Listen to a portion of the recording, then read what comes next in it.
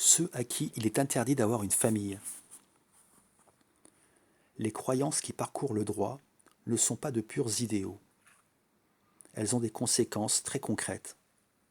Poussons plus loin l'exemple de la filiation. Même si des avancées existent, en France, l'homosexualité n'est pas considérée de façon égalitaire avec l'hétérosexualité. On accorde toujours au mariage hétérosexuel une sacralité imbécile. On invoque des valeurs héritées au lieu d'interroger réellement l'amour.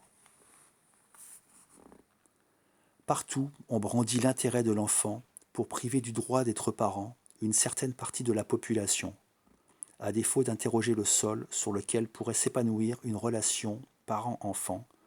Partout, on s'accroche au cadre au lieu d'interroger le fond. Et partout, nous le verrons, quoi qu'on en dise, même si dans la filiation on crie au lien du cœur, en réalité, on ne croit qu'au lien du sang. Ici, une fois encore, le réflexe de maîtrise restreint la liberté, arrête le sens en polarisant les hommes en bons et mauvais, en inférieurs et supérieurs, sous couvert de normes ininterrogées. Au nom de quoi les homosexuels et les célibataires seraient-ils privés d'avoir un enfant par cette voie ? L'intéressant, c'est la mécanique de construction de cet interdit et de ce qu'elle dit de notre société. De façon caricaturale et pusillanime, la loi n'a fait que se plier au modèle de la procréation naturelle. Par peur de l'inconnu, elle se réfère à une nature déifiée, comme si la nature savait a priori ce qu'elle faisait, comme si elle avait une fin et des desseins protecteurs. Au lieu de réfléchir à ce qu'est le droit, elle ne fait frileusement que se conformer à ce qu'elle connaît, en excluant tout ce qui ne ressemble pas à ce qui existe déjà. Dans cette adhésion au modèle de parentalité préexistant, elle fait comme si la filiation naturelle, hétérosexuelle, était le garant d'une filiation réussie. Point besoin d'être psychanalyste pour savoir qu'une filiation dite naturelle n'épargne pas à l'enfant une face moins mythifiée de cette dite nature humaine, à savoir sa brutalité. Brutalité. Cette vision mythifiée se diffuse à l'ensemble des questions relevant de la parentalité. Prenons l'anonymat du donneur. Continuer à préserver cet anonymat sous prétexte que si l'enfant venait à apprendre qui était le donneur, ce savoir sur un lien génétique pourrait rompre le lien parent-enfant préexistant, montre, à contrepente, de ce que les tenants de cet anonymat revendiquent, qu'ils ne croient qu'au lien génétique.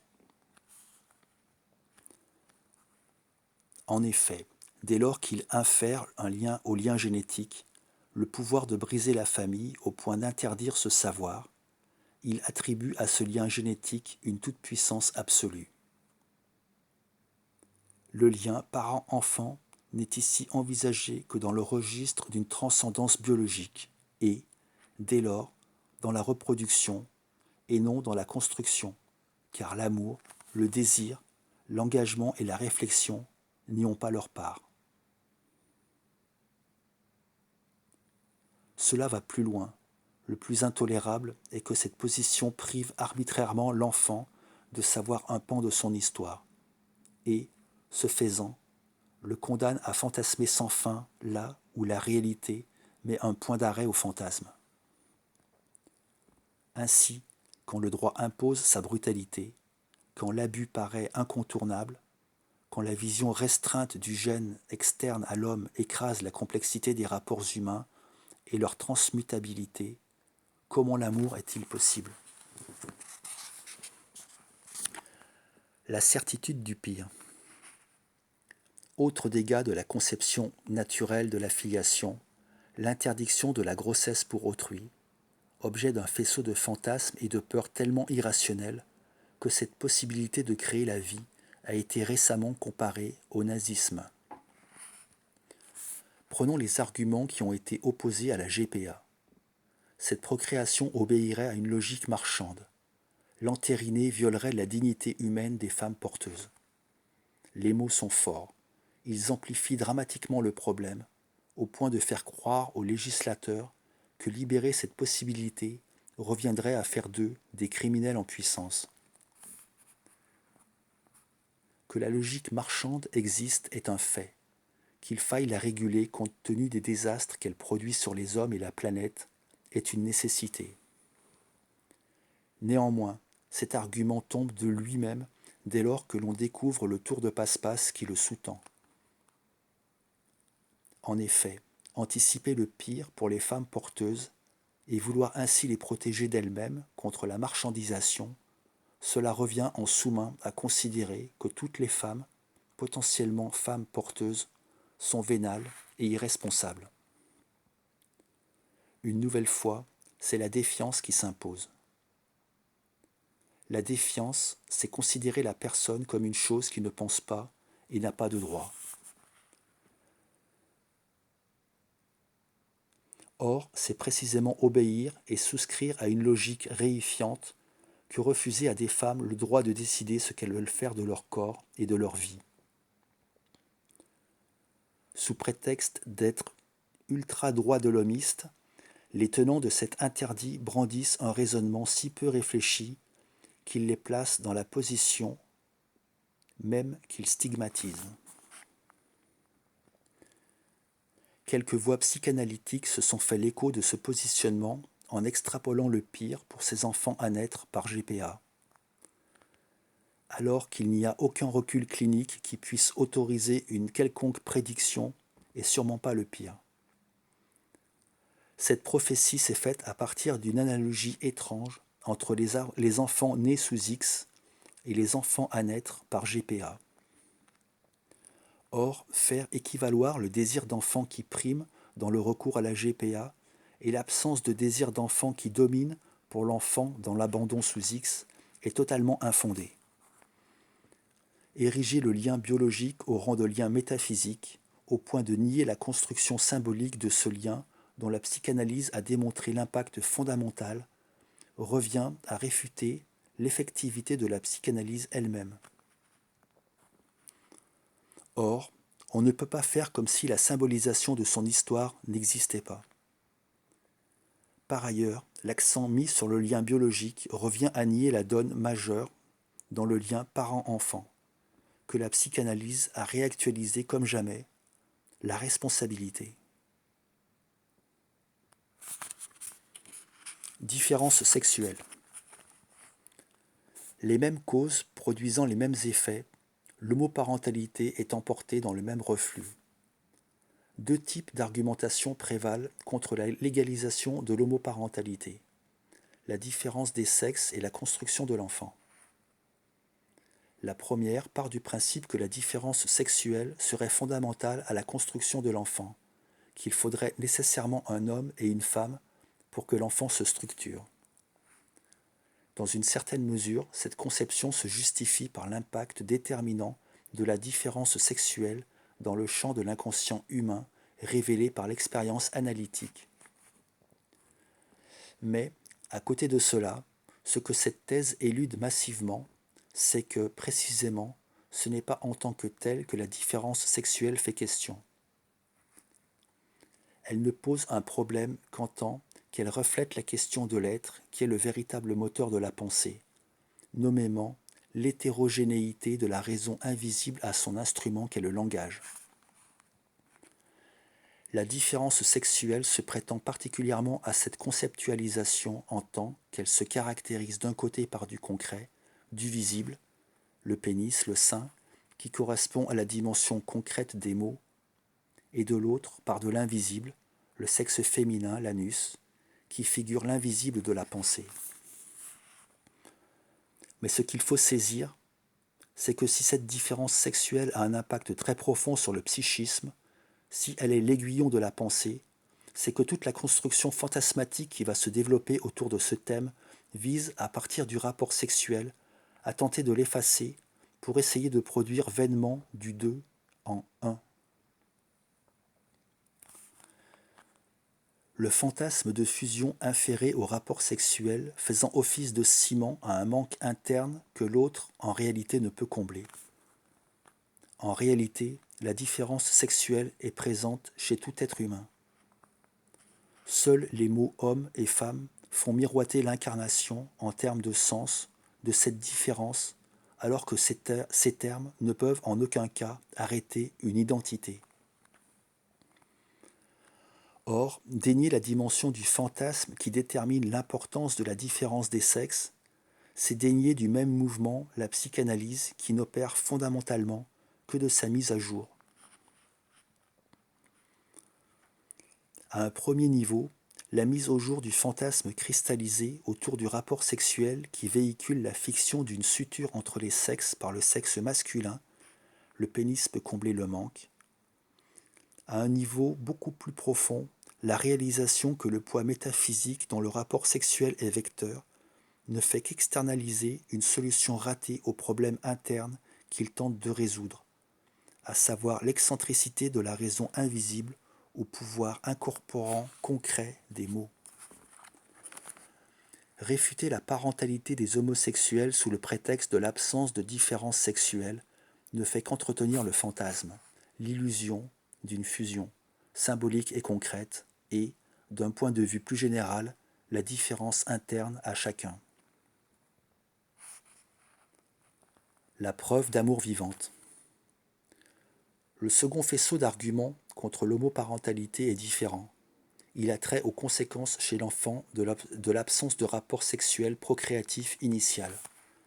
Cette conception occulte que, si l'enfant s'exclut du rapport sexuel parental, c'est d'abord parce qu'il s'en sent exclu. Ce n'est que dans un second temps qu'il pourra s'apercevoir qu'il s'en est exclu. Pourquoi ? Afin de maintenir, dans le fantasme, la croyance que le rapport sexuel pourrait faire de deux êtres une entité dont il serait la preuve d'amour vivante.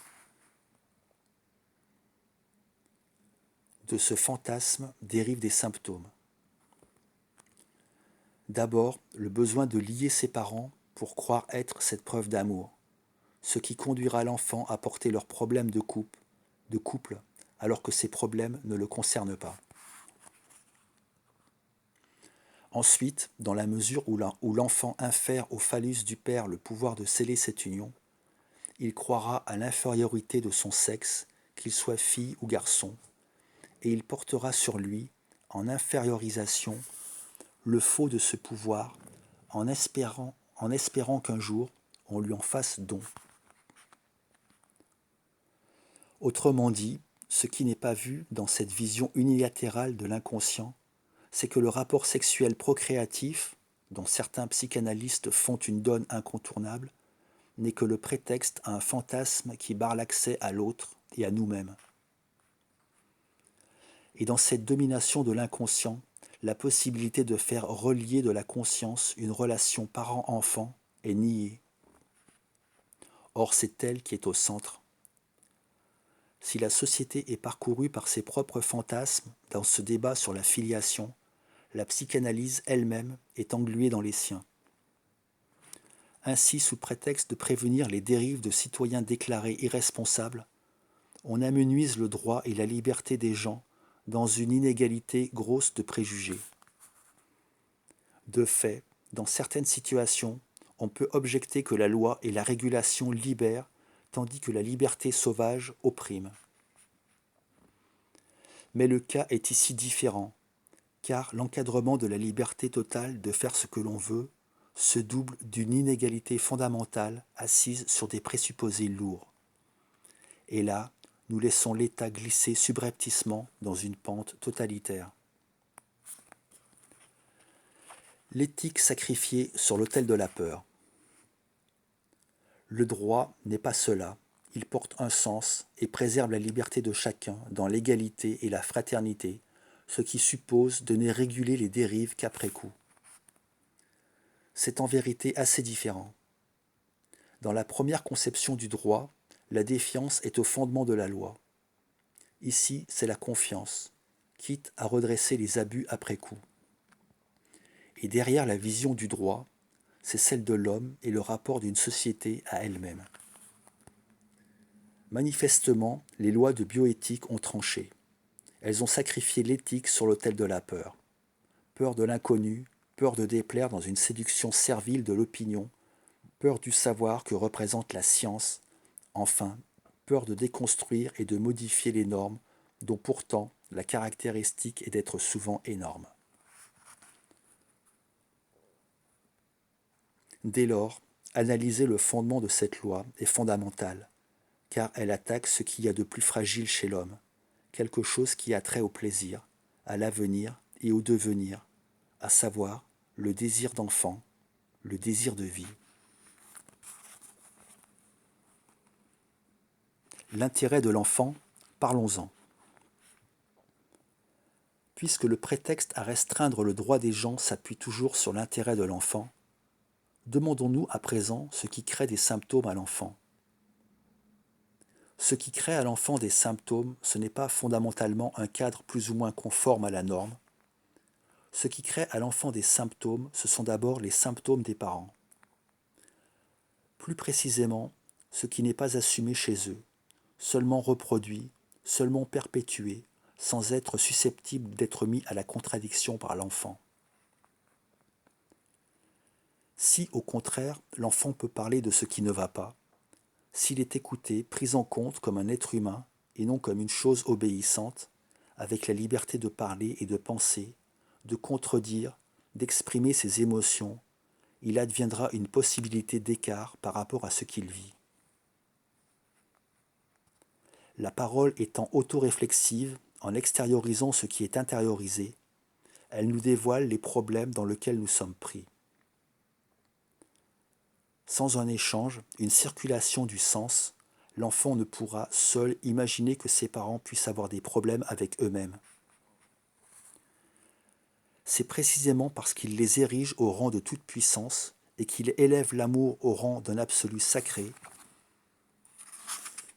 qu'il va prendre le problème de ses parents pour lui et qu'il les endossera comme étant sa faute pour se créer inconsciemment des parents tout-puissants. C'est à travers cette déification qu'il se construit une protection et qu'il protège l'amour comme absolu pour croire être aimé absolument. Aussi, ce qui change tout pour l'enfant dans sa construction, ce n'est pas une donne dont les adultes ne peuvent avoir qu'un savoir extérieur à eux-mêmes, le rapport sexuel procréatif, mais c'est, de façon bien plus vitale, l'amour, l'engagement, le désir, la réflexion, la possibilité pour l'enfant d'être écouté et soutenu dans ses difficultés. C'est que sa différence soit vue et non niée, qu'il puisse parler de ce qu'il ne va pas et que ses parents puissent reconnaître au besoin qu'ils se sont trompés sans ériger le mensonge de leur toute-puissance en vérité. C'est cet ensemble de conditions engageant la responsabilité des parents qui offre la possibilité à l'enfant d'être un enfant et non le parent de ses parents. En bref, il ne s'agit pas, comme le font à leur insu ces psychanalystes, de miser exclusivement sur l'inconscient, il s'agit de miser réellement sur la conscience.